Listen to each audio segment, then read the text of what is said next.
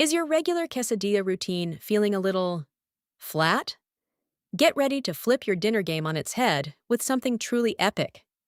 Today, we're taking your favorite cheesy, savory chicken quesadilla and transforming it into a show-stopping cake. Forget endless flipping for a crowd. This genius recipe is perfect for parties or family dinners. You're about to learn the secret to this layered masterpiece. You know the drill.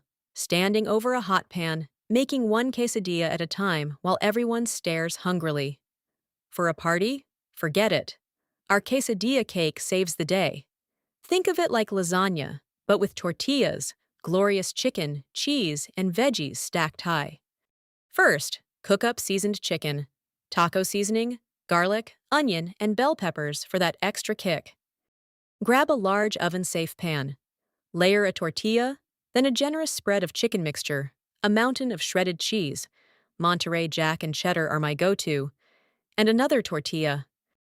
Repeat this magic, building a towering stack of cheesy goodness. The secret to keeping it all together? A light brush of butter or whisked egg around the edges before baking.